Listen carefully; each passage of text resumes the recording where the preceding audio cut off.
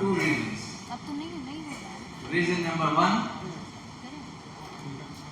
the definition given for Gram Sabha and how to select the chairman of Gram Sabha नहीं हो रहा। ये Jharkhand unique है। दूसरा स्टेट्स में मैं ऑल स्टेट्स का पीसा रूल्स मैं स्टडी किया। दूसरा स्टेट्स में ये कहा गया ग्राम सभा का चेयरमैन ग्राम पंचायत सरपंच होगा, मगर केवल आप झारखंड में ग्राम सभा चेयरमैन का दर्जा ग्राम सभा ट्रेडिशनल ग्राम सभा सेलेक्ट करेगी। इसलिए मैं आपको बधाई देना चाहता हूँ। दूसरा, आपका ड्राफ्ट नियमावली, it has captured most of the provisions of PISA Act, though some are not covered, but most of the provisions are captured. इसलिए for these two reasons, I would like to congratulate you. बहुत महत्वपूर्ण सुझाव आया आज बैठक में। मेरा विश्वास ये है गवर्नमेंट हर एक सुझाव को सीरियसली लेके ये ड्राफ्ट को इम्प्रूव करना पड़ेगा। गवर्नमेंट के सामने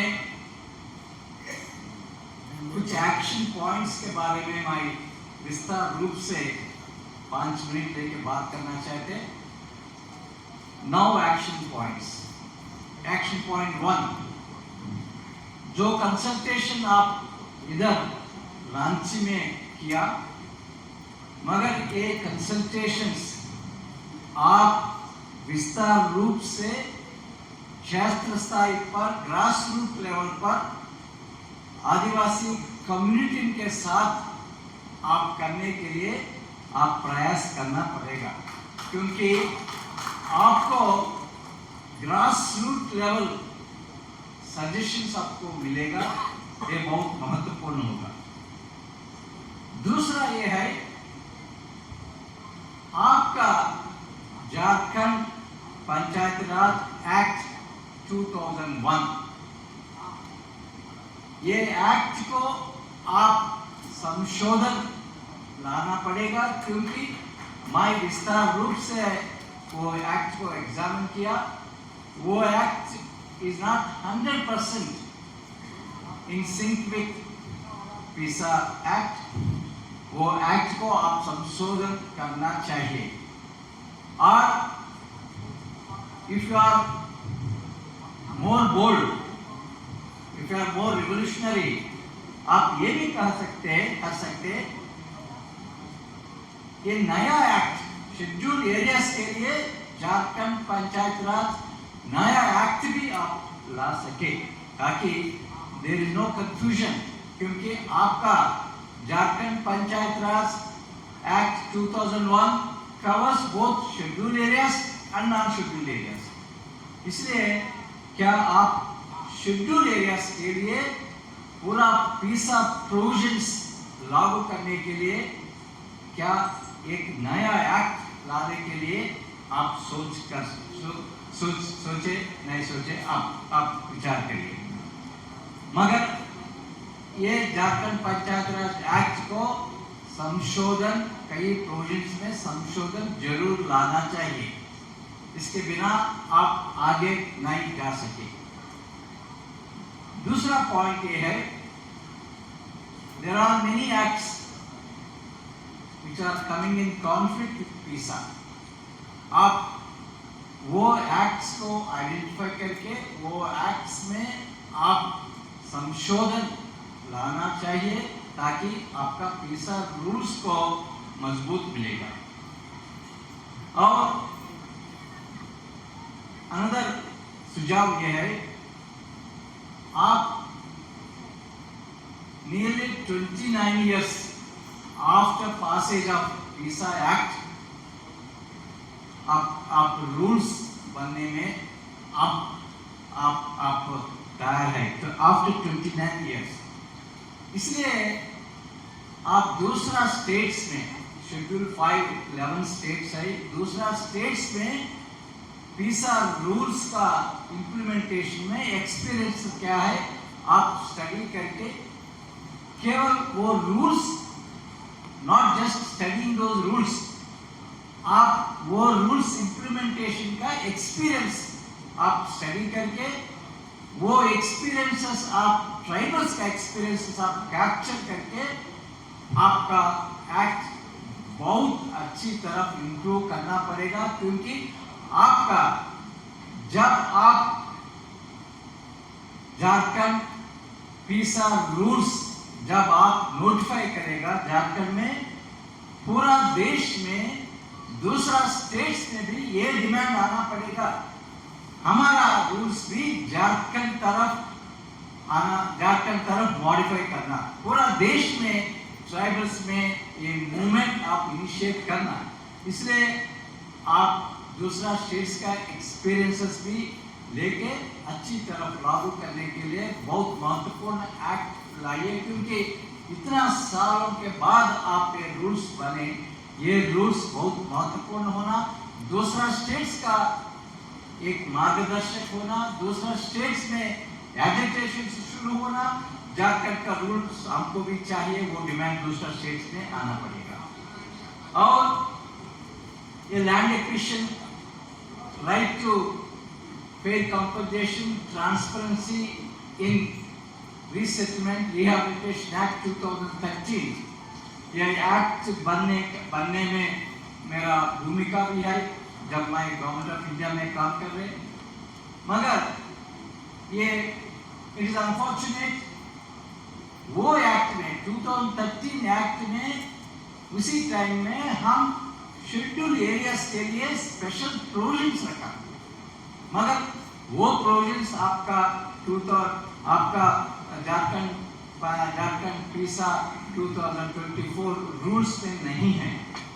आप 100% LAR 2013 का प्रोविजंस आपका रूल्स में लाने के लिए आप प्रयास करना पड़ेगा। और फॉरेस्ट राइट्स एक्ट का स्पिरिट जो है वो भी हमारा रूल्स में हमको नजर आना पड़ेगा। और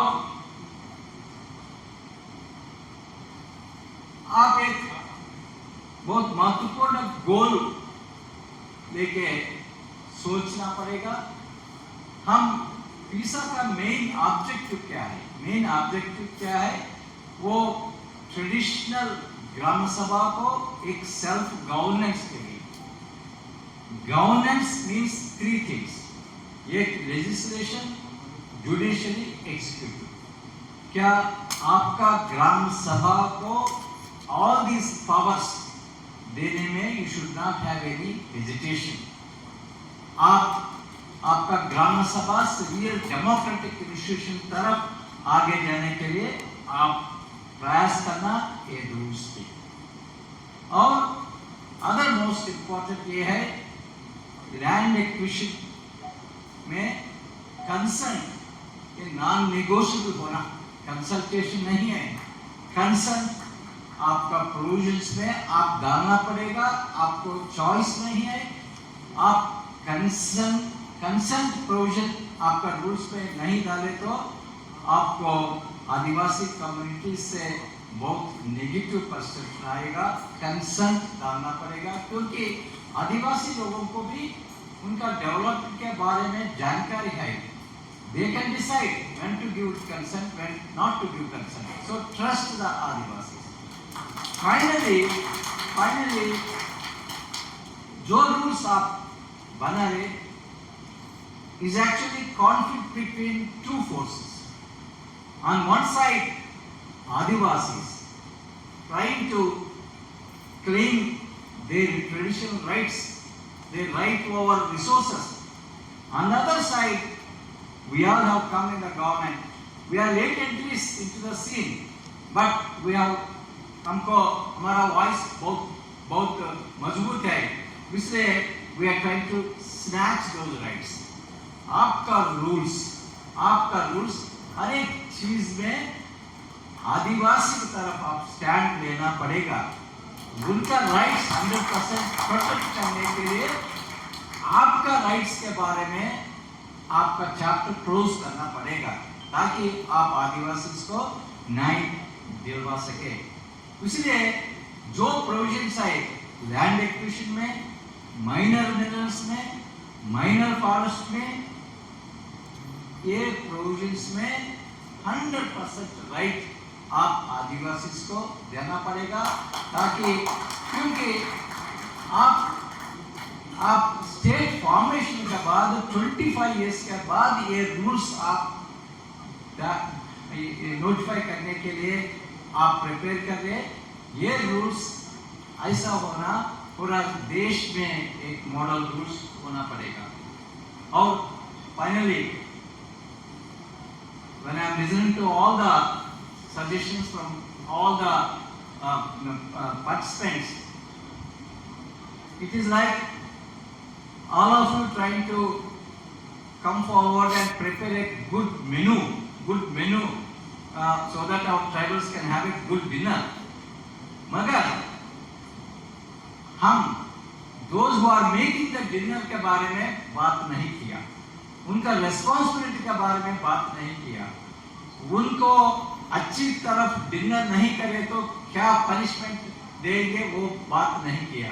ये भी हम सोचना पड़ेगा क्योंकि for implementing all these provisions government machinery has a role to play. They have a responsibility to shoulder. So those have to be very clearly articulated in your PISA rules. My पूरा states, देश में पूरा states study किया PISA